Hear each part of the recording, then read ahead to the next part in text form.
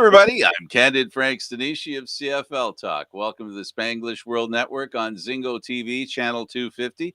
Please remember to download the Zingo TV app at the respective app stores for iOS and Android devices. While you download the app, make sure you rate, leave a comment. Both apps are absolutely free. Zingo TV is available on Google Chromecast, Amazon Fire TV sticks, Roku sticks, and also on all smart TVs 2016 forward. Now joining me is David Morassutti. David, welcome to the program. How was your week? Not too bad. Usual stuff. Nothing. Oh, I saw you do a Leaf podcast after the game tonight. Are you going to be doing any more? Yeah. Mr. Jinx. Mr. Jinx. You know what? I blame the fact. For those that don't know, the Leafs are getting their butts handed to them 5-0 to Montreal. I think it had to do with the fact that I shaved today. Is that what it is? Maybe. I don't know. I'm not taking the blame for this one. So you start with the back of your head and move your way forward. Is that it? You missed the eyebrows, buddy. You missed the eyebrows.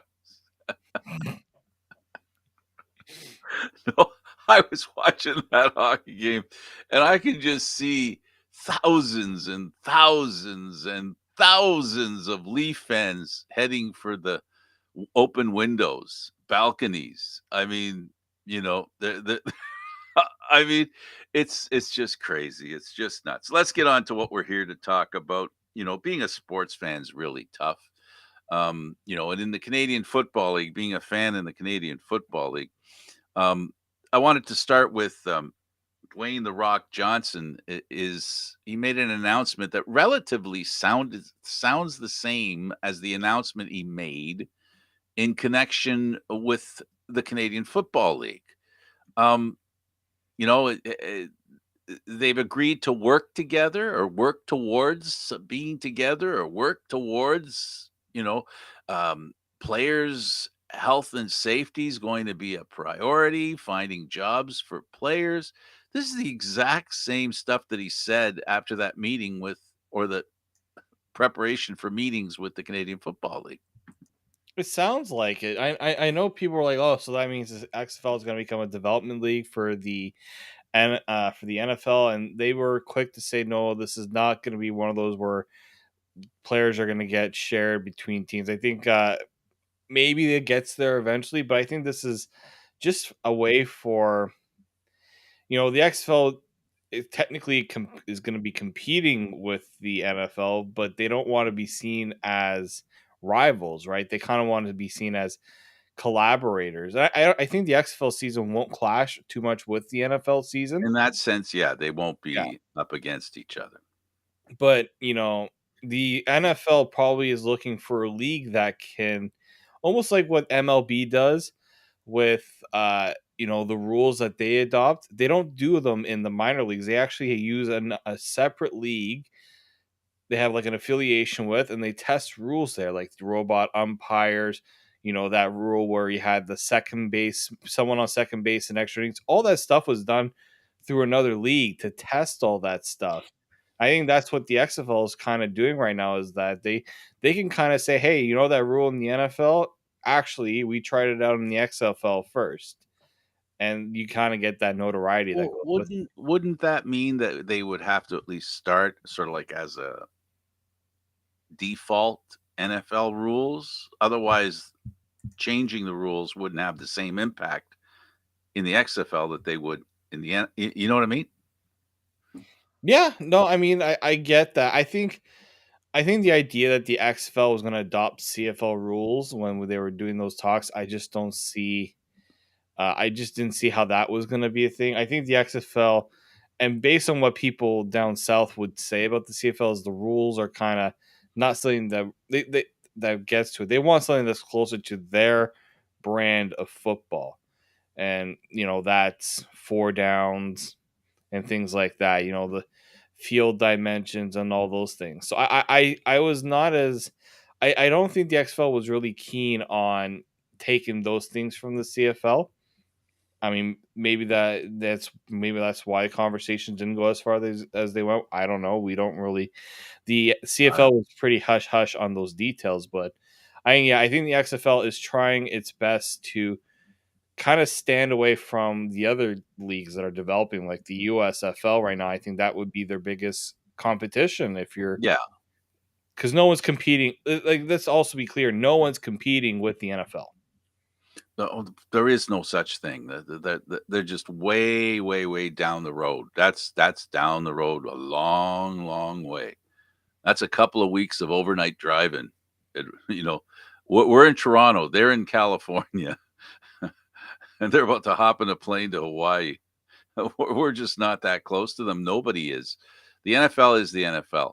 But what it seems to me, so why would you do something like that? Why did you do it with the CFL? I think it's the same reasoning. I think they're just going out there making friends, letting people know they're around, that kind of stuff, trying to make buddy buddy with everybody. And, there could be some cities in the XFL. It's not really what they're looking for. They're looking for cities that are not NFL cities. They're looking for second tier cities.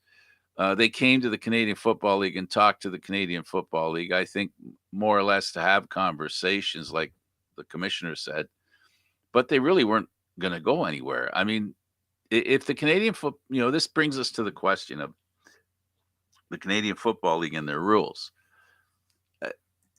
Too many people are against the idea of changing the rules, and for the Canadian Football League to get any kind of footprint, I mean a serious footprint outside of Canada, they would have to change their rules. I don't think they could go outside, our country, our understanding of the game, because I just don't think three down football,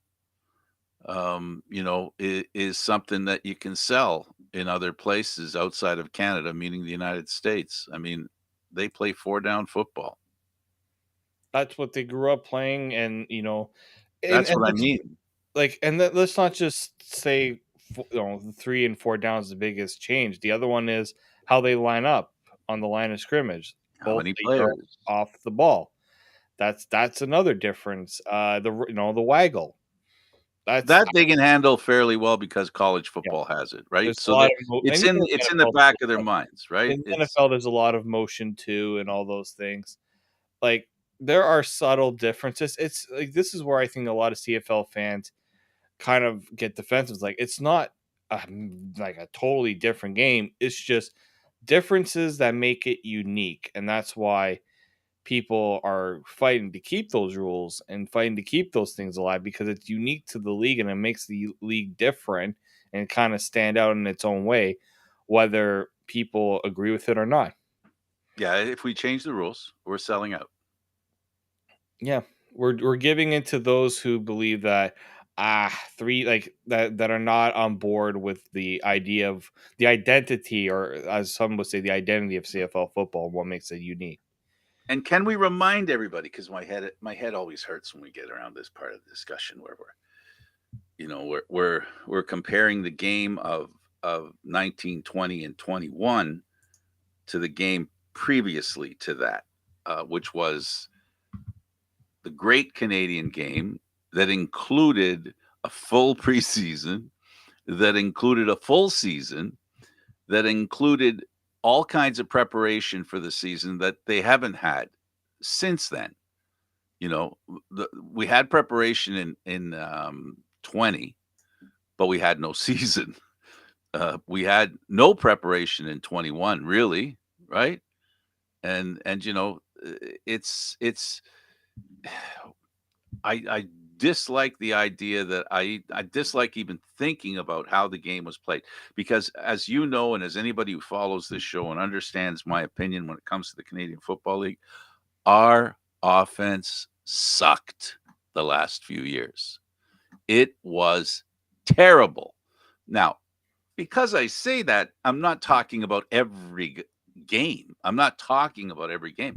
But generally speaking, the menu was full of offensive, I don't know, i- i- failure. I mean, this is a league that if someone would have said to you in 19 before the season was to start that Michael Riley, sorry. Well, back then it was Mike Riley, so I'm I'm okay for saying it for back then. But the Michael Riley now, as he likes to be referred to, back then, and Bo Levi Mitchell would be very uh, less than impactful quarterbacks, right? And Trevor Harris didn't have the greatest of years, Mhm. and they're the reason that people put a label on an offense. And if the quarterbacks, we talk about this league being a quarterback league, and if the quarterbacks aren't that good, or the statistics don't rise, or the games don't score enough, you know, it doesn't. The game does not look good. The Canadian Football League had a lot of great games. Do not get me wrong, but the consistency of great offensive displays was not there. Was not there for the past few years, and I blame it on the pandemic, not the players. I blame it on defenses having an advantage under those circumstances over offenses. So I'm looking forward to. That's why my head hurts, because I'm looking forward to and hoping that the offenses will come back. Yeah. Um, like I think what has happened the last few years is kind of I've had some people go to CFL games that have been real clunkers, and they're like, I can never do this again. I'm like, you really haven't gone the full CFL experience, because we've seen, I think, a lot of bad teams, like really bad teams last few years. Like the Argos were not very good, since they won The in year before, yeah. 2017. The Red Year Blacks, before last. The year before yeah. last, they were there. You look at and I think there's something to be said about where the bad teams are. Toronto, BC, Montreal, like those teams struggled and did not look good. And I think when the entertainment factor is in there because the teams aren't competitive, that I think impacts the way people view the league as well. I said that, give the, And you forgot Toronto, BC too. You could yeah, toss BC in there too. right? Give Toronto a chance, give Toronto, BC, and Montreal chances to, really elevate their play. Maybe that changes a little bit in people's beliefs, and maybe that, a more entertaining product gets more people there. Because I don't think we've had that full experience yet. When you have the most populous places in the country not interested in the game, and their attendance is going down. Now Montreal's after that started to go up. I don't see it not getting any better with new ownership there. The Argos started playing better. BC, hopefully, they're the last one of the big cities that has yet to show that they're on the right track or getting on the track, whatever that is. It's important that the Canadian Football League be you know appreciated, enjoyed, and talked about. And if they're not being talked about in the bigger cities, I understand people in Saskatchewan, I understand people in Winnipeg, I understand people in Alberta. I understand how much they're behind the game. But even in Alberta, you look at the way Edmonton's has played. It's been a tough while for them too. Hmm. So I think you're right. You obviously got something there when you talk about you know where the teams aren't playing well, for different reasons. But, you know, if you have consistently the riders playing well, that's great. It's awesome. Calgary, they had not the kind of year you're accustomed to. They became a force to be considered for first place and to be considered for making a bit of a run in the playoff. But they weren't the Calgary that we're accustomed to. And Ottawa was, so having said all this negative stuff, now I want to get to the positive part, why I say my head hurts now and I'm hoping for the best. We know that Ottawa's in good hands, at least. If they're not, there's got to be something wrong, because anybody who's watching what's going on in Ottawa has to admit and believe they've got something going on. And I know from a few Ottawa fans that they're very thrilled with what's going on. Montreal, the ownership there is fantastic. Here in Toronto, they have they have a good ownership, obviously. And Hamilton has been a workhorse in the Canadian Football League and making the league better. And the Western Division is, we talked about BC, we talked about Edmonton. The other three teams are awesome. Calgary will never flounder. So the important thing to me is, can the offenses come back in the Canadian Football League? And one person you wanted to talk to, we keep looking for who are these new quarterbacks. You wanted to talk about the nephew of the Buffalo Bills, Jim Kelly. So tell me about this guy. What's going to make him possibly one of the lightning rods for interest and great football offense? Well, and here's the thing. I saw the quotes he had about wanting to be the face of the CFL, throw for a bunch of yards, you know, show his mobility. He has he has shown that ability. The problem is I'm worried about the mental aspect in terms of his attitude and approach. Because we have seen, how many players have we seen say, "Oh yeah, I'm gonna, like, I should be able to, dominate in this league." Oh my god. Hasn't You happened. you you mean players that drop their suitcase at wherever it is they end up before they play, and they go, "Okay, well, where are these guys that I can kick their ass? Where are they? Where are these guys that" The funny thing is, and I think what got CFL fans a little upset here is he says, "I know I saw." I'm going to read the quote because I have it right in front of me. "I know I saw that Doug Flutie threw for 5 or 6,000 yards in a couple of years, and I want to be like him. I want to be able to throw for that many yards and take off and run when need be." I give him a lot of credit. he's a resident of Buffalo, Yeah, right? And he was living in Buffalo when Flutie was the Buffalo quarterback. I hope he realizes this isn't a guy who, plays in this other league. He played in the NFL as well yeah. and did a pretty good job. Like, this is not a Doug Flutie who was just a CFL star. This is a guy who had a pretty good NFL career to go along with him. That's been the one thing Chad Kelly has never been able to do.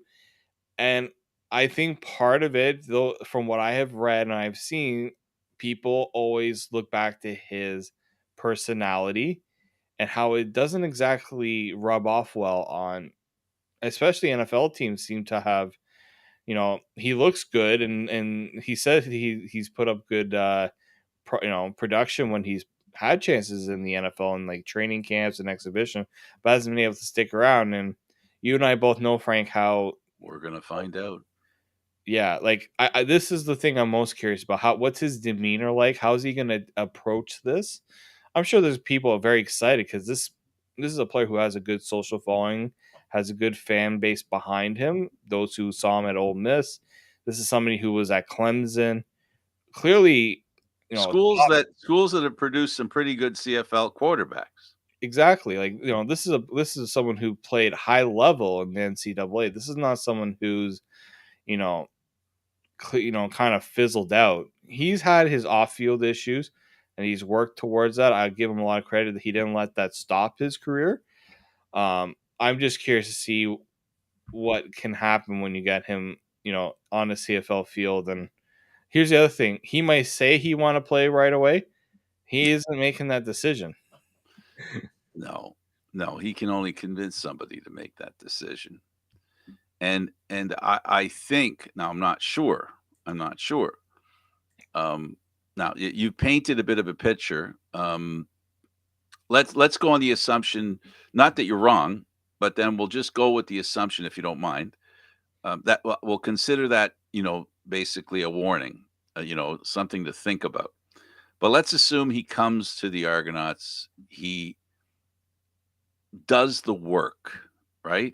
Because ultimately, firstly and most importantly, anybody that comes to the Canadian Football League, if they don't respect the league they're playing in, doesn't matter what league they're playing in. If they don't respect the league they're playing in other words, the players that they're playing against, they're going to have a really hard time. Because if we learn nothing else from the Johnny Manziel experiment, is that he came in here with a bit of an attitude, and it put a very large target on him, right? Because when you give people the impression that you're above them, now you got to play on the same field with them. There are some lessons you can learn very quickly. So, I'm going to assume this Kelly kid is going to come in here and somebody's going to quickly, somebody that he trusts or somebody in the organization is going to make sure that he understands he's going to have to slow down. I understand about selling tickets, like the cockiness can sell tickets, maybe, right? So somebody might let that happen. But I think for the sake of his career, I think the dog and pony show doesn't work in the Canadian Football League. Never has, never will. We have seen stars come here who were great football players, and never mind, in his case, in Kelly's case, other players who were great in the NFL and came to the Canadian Football League thinking this was a cakewalk, and they learned the hard way. Great quarterbacks that came to the Canadian Football League thought they could just stand, you know, behind the center and throw the ball at will and churn up yards without even half trying. The reality caught them real quick. So hopefully somebody will protect him, insulate him, and help him to understand that this is pro football. And the reason why the Canadian Football League's been here forever isn't because they have always paid the most money for their players. They did at one time, a long time ago, 40 years ago. They don't now, but the money they pay is real. They sign a check, the player gets handed the check. If they like the amount, if they don't like the amount, it doesn't matter. The point is that check doesn't bounce. And everywhere else other than the NFL, the check isn't guaranteed. So that's the one thing that they have to understand. If you want to play for money, if you want to be a professional, for now, because the XFL sounds great, making all these conversations, as we talked about at the top of the show, all these promises, all this stuff about how good we're going to be for players and we're going to do this, we're going to do that. At the end of the day, the players that are playing in the Canadian Football League have made choices, and many of them aren't playing in the NFL for one reason, aren't playing in other leagues for another reason. And I happen to think one reason is when they come to play in the Canadian Football League, they at least get paid what they're told they're going to get paid. Now, they may not understand how much they're getting paid. They may not understand the Canadian dollar. They may not understand taxes and all that stuff, but they do understand that they're actually going to get money. How much it is their decision, whether they're happy or not, but they'll get it. It won't be one of those things where they invest in preseason, work really hard, come to the game, come to play the game, and all of a sudden the league disappears. So he better come in here respected because these guys know there's a league. These guys know there's a season going to be played, and they know there's a championship they're playing for. Every CFL player knows that. There's no doubt. There's going to be games. There's going to be hard work. There's going to be chopping wood. There's going to be a lot of work to win because it's the only, and I repeat, the only open air game other than the NFL right now. I've also seen posts, I guess, from former players and people that work for the XFL going, it'd be nice if I got that paycheck that I was owed from the XFL. Like, let's not forget how the XFL just folded. Like, absolutely, and every league before him. I don't think I've ever seen. I mean, Frank, maybe you can correct me better. I don't think I've seen the CFL in a position where they say, "Well, we can't pay the players." That has happened. There has been the CFL has had tag days, but they've always at least come through in the end. We've had situations you may recall because maybe I'll trigger your memory where a team, the owner throws the keys on the desk and the players don't get paid, but then the new owner comes in, whether it's the new owners of the CFL or someone else, they come and they make sure the players get paid. There have been late checks, but these are the exceptions, okay? These are the exceptions that make the rule, right? So perfection is not, something that anybody can claim. The Canadian Football League, by any stretch, is not perfect, but they are as I said, outside of the NFL. If you want to play pro ball for actually getting paid for money, not for a food allowance, not for a motel room, but actually get paid. We can all complain about $75,000 a year. No, we can't, because a lot of people on this planet would love to be able to work for 6 months and earn $75,000 in a year. And so we're talking, I guess, now am I confusing my base salaries? It's around that anyway in the CFL. So, you know, it's not chump change. You can talk about it that way, but in relation to doing a regular job, $75,000 for working 6 months. Yeah, you got to pay tax on it, but so does everybody else. That's the nature of a paycheck. You're going to pay taxes. Football players complain, "Well, I only take this much home." Dude, dude, we all have the same problem when we have a job. We don't get to take home what it says on the check, but you get the check and you get whatever that amount is that's left. It's yours. You got it, and that's the way it's been in the Canadian Football League. So, God darn it, it's a great league. It's fundamentally sound financially. Could it be better? Hell yeah. Could players earn more money? God, far sure they could earn more money. But is it a league that offers a check and then pays that check? I got to be careful now because I'm hearing myself talk and I keep forgetting there's also the fact that contracts can be walked away from by the Canadian Football League. But at least when you get the check, it's Yeah, there for you. you're not worried. You're not worried Before about it not before I being. start sounding like I'm ignoring the fact that players don't have guaranteed contracts, but still that's part of the business, right? You're not being asked to work for nothing. If they don't, if they're saying to you, listen, we don't need you anymore, you won't be getting paid. That's not something other people aren't used to either. That's another thing that football players have to understand, and they do, I think, down deep, that people who work for a living get fired. They don't get they don't get a chance to get paid from that company. But the nice thing about being a football player is it's easier for you to get a job in the same industry, same business, doing what you did if you get fired in football than you do if you get fired at the fish warehouse. Yeah, and when I look at, I mean, I have a lot of sympathy for CFL players, those that are trying to get trying to make a decent learning and support their family. I always look. I've had some experience, talking with players who played in the ECHL, the East Coast Hockey League. I have had to sleep in their cars because they could not afford. They had to choose between eating or having a place to stay. Like, I think when people complain about the CFL, I look to how other leagues just don't have the same sustainability, and just the quality of life is totally different. Because especially in the CFL, like, guys get together and they room together so that you know the cost of living isn't as much of a burden. And I think that's something that tends to get overlooked a little bit. And yeah, I think hopefully one day we'll get to the point where CFL players maybe get paid more.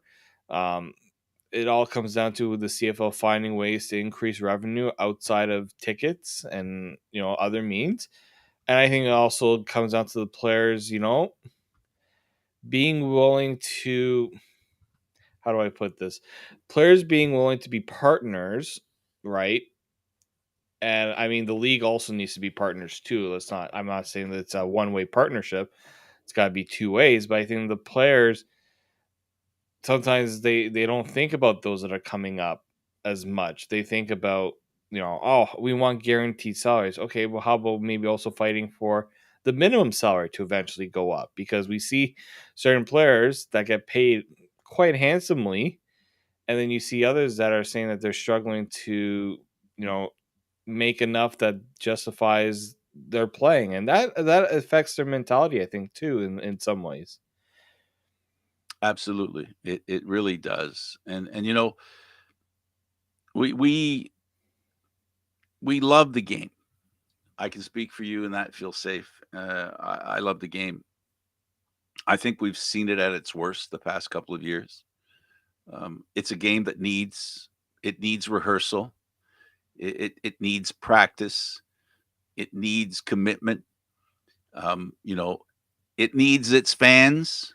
It needs certain guarantees that it's going to happen. I think as much as I believe, and I say this with one foot admitting I'm wrong right off the hop.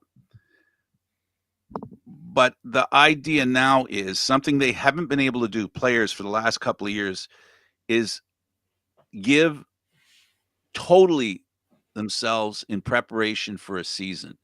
I know, I'm going to be told that I'm wrong, but how many of them actually believed there was going to be a season the last couple of years? How many of them actually could make the commitment without any doubt there was going to be a season?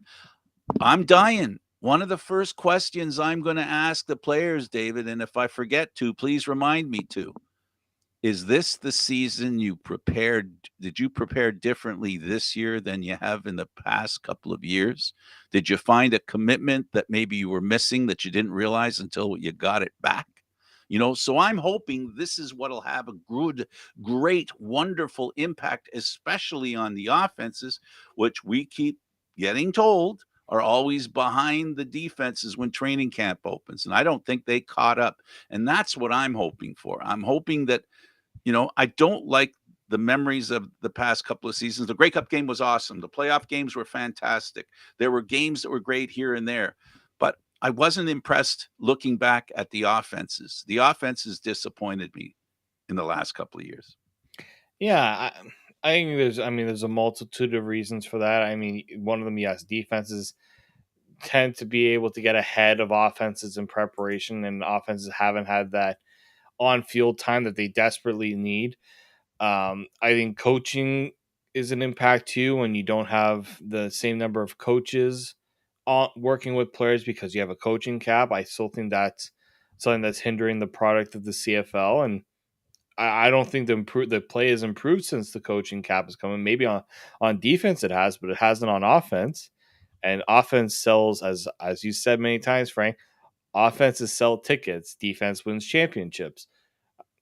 I think you got to make that shirt before somebody else does it. I think it's pretty safe that it doesn't belong to me. It does not belong to me. It belongs to football. That is basically uh, it is the definition of football. It's just a way of saying that showtime, and then there's what happens in the trenches. And you know what? Defenses win games, but I think offensive lines win games too. I think secondaries win games. I think receivers win games. I think um, sideline players who don't even get in the game win games because everybody, the beauty of football, and anybody who has taken a second or two, just a second or two to really understand the game of football, it is a one for all and all for one prospect. If you don't have that in football, if you don't have that on your football team, if you're not all playing for one and one for all, if you're not all in it together when you're in that locker room, whether you're a starter, whether you're special teams, whether you're the center of attention like a quarterback or a great receiver or a running back, if you're not all on the same page, giving the equal effort, which is everything you got plus more, you don't win. It's just that simple. Winnipeg, the Bombers won the last two Grey Cups because they played a team that gave as much as they did, but failed by just a tiny bit. The difference between what Hamilton, the Tiger Cats, gave at the Grey Cup, I don't look at them as losers of the Grey Cup. I know as an Argo fan, and someone who's pulled for the Argos, and have friends of mine that are diehard Argo fans and hate the Tiger Cats just as much as the Tiger Cat fans hate the Argo fans. But the truth is, folks, the difference between the Hamilton Tiger Cats and the Winnipeg Blue Bombers in both those games is so marginally small, you know? And that's why I'm saying if you have a team that isn't fully engaged in the concept of winning, you don't win. Because as much as I've been critical about the offenses, it hasn't been. I apologize to offenses in the Canadian Football League if they feel like I'm being derogatory.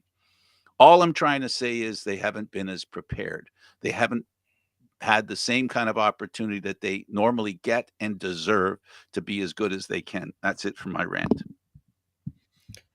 Yeah, and look, I mean, I think the level of parity might change once more teams decide to make a concerted effort to improve. Right? We won't see Ottawa being as bad as they were Not at all. last year. Um, Teams are trying to improve, and I think if you're, I mean, that's the first thing you want to see, in that regard. And you know what? You can either do one of two things. You can try to copy what Winnipeg did, or find a way to beat it. It's Hamilton funny. definitely came close. You know, it went to overtime. Like people forget that. We hailed the Blue Bombers as this dominant franchise, but first off, in the first season, first one time they won in 2019, they weren't the top team in the West. They had to go on the road in both games and get there, right? They pulled off two upsets in a row, and then they dominated Hamilton because their style of play was something that Hamilton just wasn't accustomed to or ready for.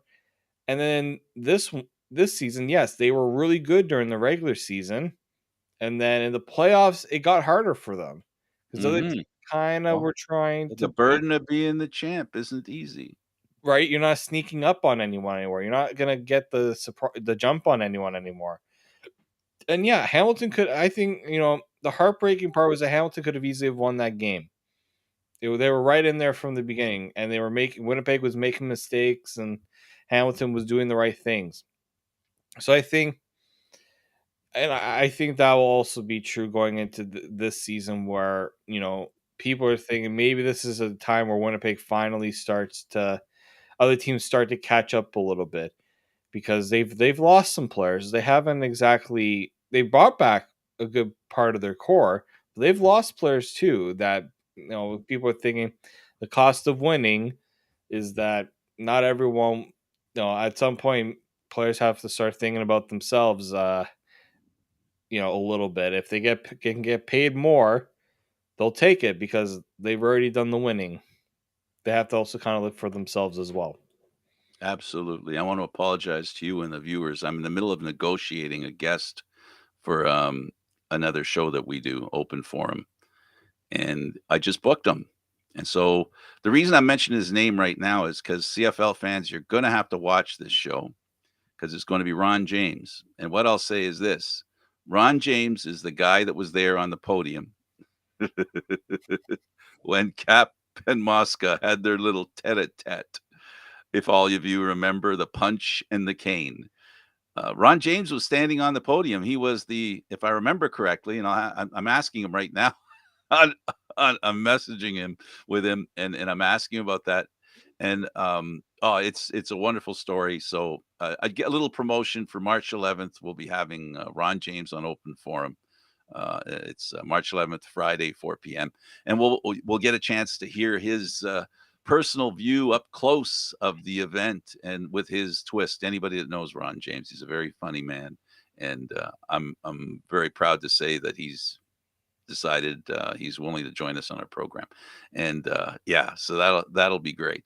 So I apologize for that, but I hope you can understand, folks. When you do 6 or 7 shows a week, every so often in the middle of the show you get a real important message and you can't ignore it. This is one of the first times I've had to not ignore it. I didn't want to miss out on this, so I apologize, but it'll be a lot of fun.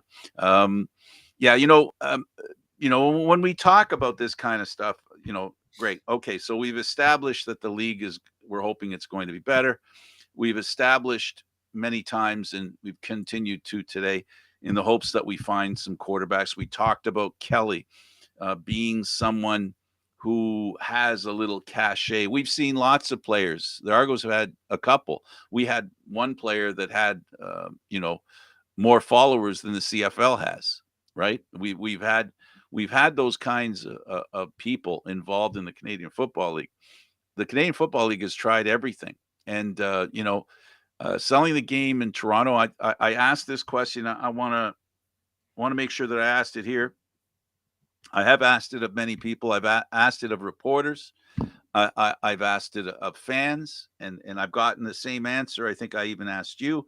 And my question is this: for those of you that may not have heard it, here's your question: when was the last time that anybody out there remembers that the Argos going into training camp were the favorite to win the Grey Cup? If not then, how about after training camp, coming out after training camp, were the favorite to win the Grey Cup? Not to finish first in the East, but to win the Grey Cup. I don't think there's been a Toronto Argonaut team going into the first half dozen games. Oh no, that would be wrong because they had a season recently where they came out of the gate really well. So that might not be a good question, but to my point, David, they've got a chance now to advertise a team that's really, really good, right? They do, but I don't think people are giving them the benefit of the doubt of being a really good team because, I'm dying to hear that one. like, in all my time that I've watched CFL football. It started in 2003. That's when I started like really understanding the CFL and football. The Argos were never seen as the best team. They never were. It was always Montreal, Calgary, like Edmonton. It was never really Toronto was never considered the favorite or the top team to win every year. Um, I thought it was going to change when Ricky Ray came to town, and like that's the quarterback that Toronto needed, but it still didn't. Nobody was really ready to give Toronto its due. So that's why 20. He he left, if I can interrupt, just I promise only for a couple of seconds. But when he came to Toronto, he left Edmonton a player they didn't want. The fans literally booed him out of the stadium. So when he came to Toronto, it wasn't like he came to Toronto and everybody said, "Wow, this great quarterback." I mean, he again, this is the history of the Toronto Argonauts. They become great out of mediocrity. I'm sorry, but that's the way it is. They win championships as a surprise. They do. 2017 is still no one, nobody expected the Toronto Argonauts, who were the worst team in the CFL in 2016, to go on and win the Grey Cup because Calgary was flat out dominant that year. No one expected Toronto to have a chance in that Grey Cup game, but Toronto, as you said it, they brought in guys that maybe weren't wanted another other by other teams. I look at Cleon Lang, Sean Lemon. Ricky Ray was still hanging around. Everyone thought Ricky Ray was done after 2016. Bear Woods was let go by Montreal. That was considered a massive pickup. Nobody thought Bear Woods would come to Toronto after, in that regard. Um, I think it just speaks to kind of the unpredictable nature of the CFL in a lot of ways. The best teams don't necessarily always win the Grey Cup. Hamilton fans would remember that from 2019. That was the best team I had seen Hamilton have in a really long time, and yet they lost to the Blue Bombers, who were third in the West, and nobody expected them to be the best team in the West. So I think that's CFL football to me. It's not always the teams that are the best on paper that always win. It's the teams that play the right way at the right times in most cases. Really, it takes one game. You can go on. You can and look if you win the East or West Division, one game to get you to the Grey Cup, and then you win the Grey Cup. That's two games you need to win. It's the mentality changes in a lot of ways in that regard. So yeah, this I don't think anyone's going to give Toronto the edge this year. I think people will still give Hamilton because they went to the Grey Cup. Um, some might say because of what Ottawa has done that they kind of get closer to Toronto too. Montreal's still there too. I just think there's too many teams that have stayed either good or have gotten better to give Toronto its due. But it wouldn't surprise me if Toronto wins the East this year, just based on the way that this team has been constructed. The rookie coach is now has a year under his belt to know what works and what doesn't work. Um, everyone's going to point to the one. I talked about this before. The one thing that's going to keep them back is the quarterback position. That's the one everyone is going to point to with Toronto.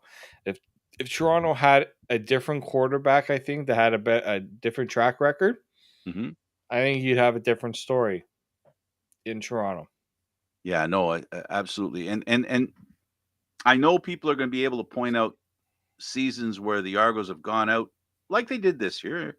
They've gone out last year. They did the same thing. They went out and got all these great players, right? But my point is, and here's the subtlety I'd like to remind folks: Pinball Clemens came to this organization with one goal. He didn't come to this organization to win a championship, then have a crappy team for a couple of years, then win a championship, then have a crappy team for a couple of years. He wants to have concurrent champions, and at the very least, concurrent teams that are in the hunt. In other words, what we're talking about here, going into the season, people expect the Toronto Argonauts to be in the hunt for a Grey Cup, like Hamilton has been the past few years, correct? I mean, there's nobody that can deny that Hamilton has been the example that Pinball Clemens wants in Toronto. That's exactly what he wants. And people in Hamilton should be very proud and grateful. And the organization should be thrilled with the idea and proud of the fact that they've built that kind of dynasty, if I can call it that. Yes, they haven't been able to take the last step, but I think the Argos will say, well, they'll show them how to do that. Don't worry about that, Ticats fans. The Argos will show, that's what the Argos can say, right? I'm just giving a little shot to the Ticat fans. Sorry, couldn't resist. That's just the way it is, right? That the greatness of Hamilton is something that has to be respected, and that's what Pinball wants. So what he wants to do now is he had a team that finished first, right? They blew it. They blew the semifinal game, of before the Grey Cup. In other words, the Eastern Final. They go back in there now. They've got a team that finished first. So they have a kind of a crown, just like Hamilton.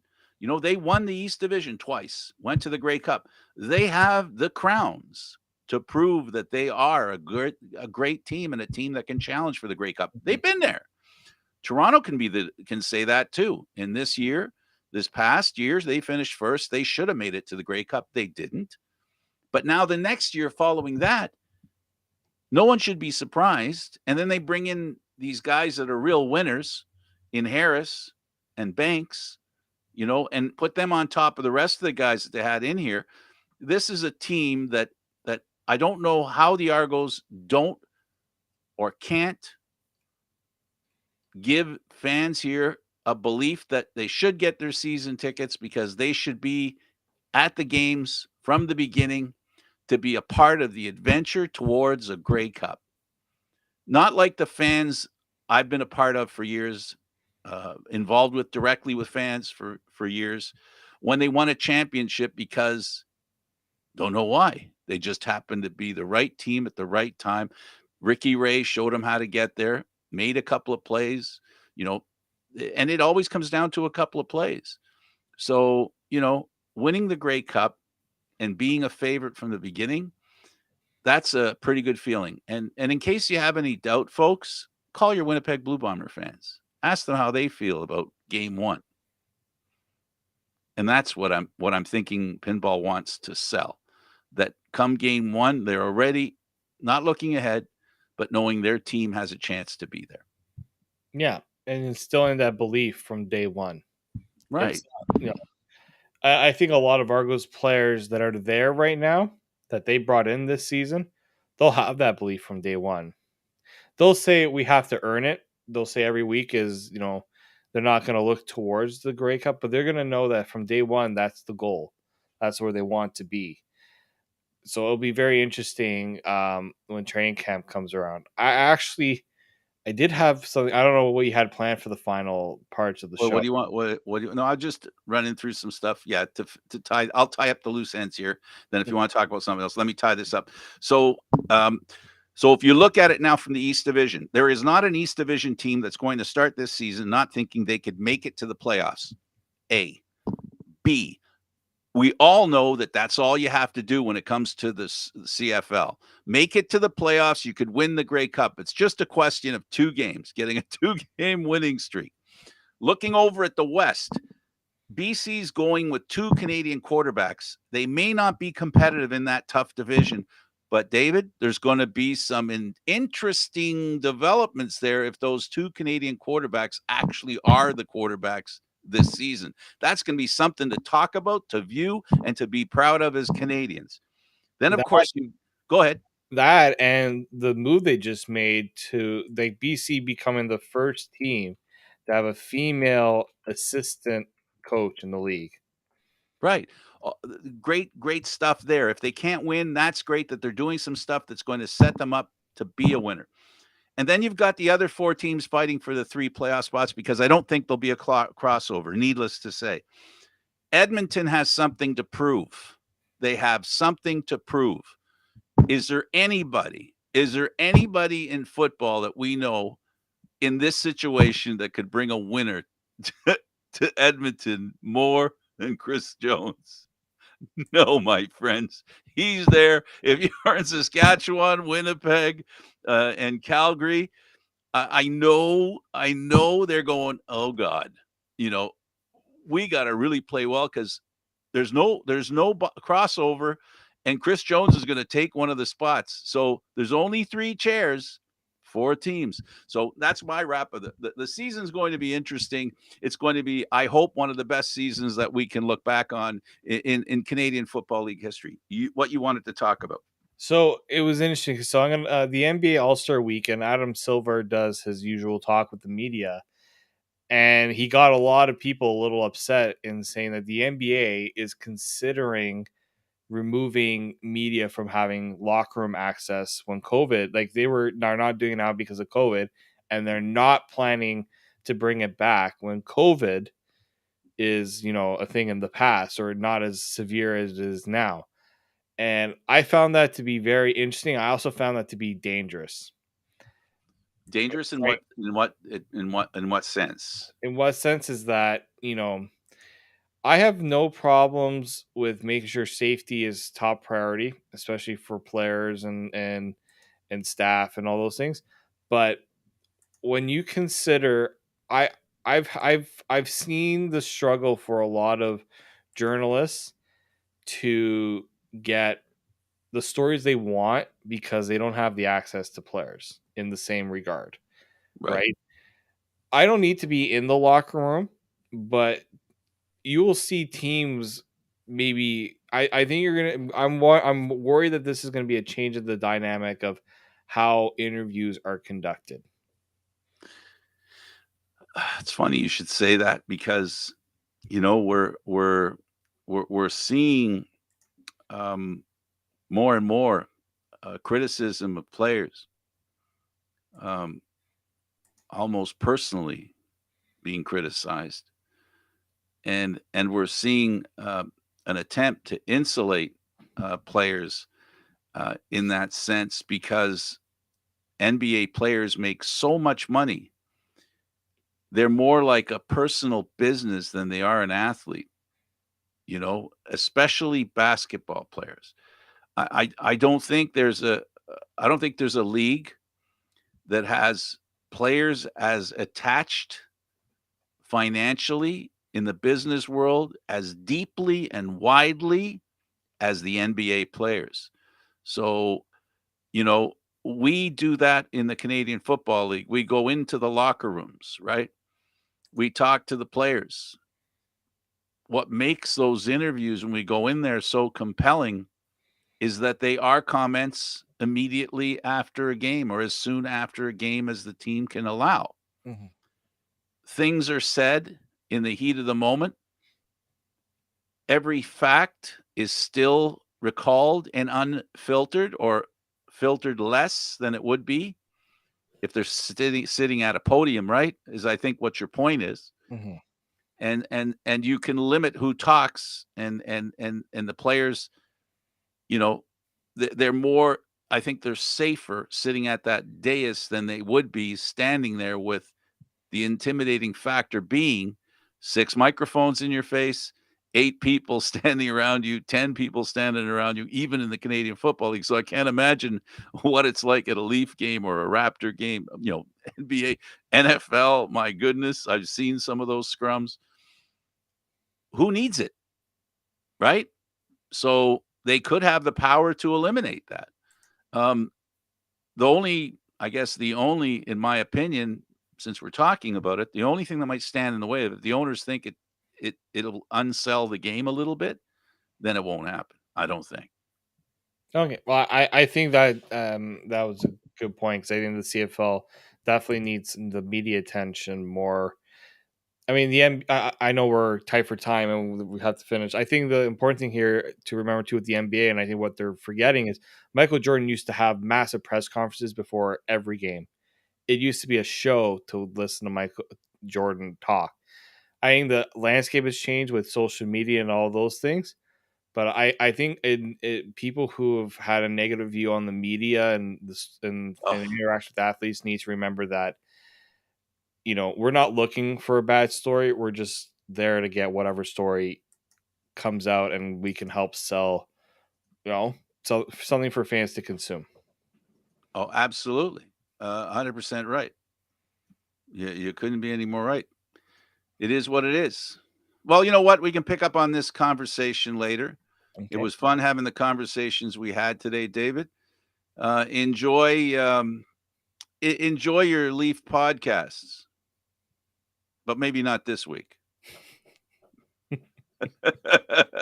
I know we do one too, so it's not a pleasure to cover the Leafs right now because the negative conversation, no matter how hard you try, we try to be unbiased, but sometimes the negative stuff is there. It's just, it's sitting on the tee, folks. There's nothing you can do about it. Thanks, David, for this. Thank you, Frank. All right, for David Morassutti, I'm Candid Frank Stanisci. Thank you for watching CFL Talk.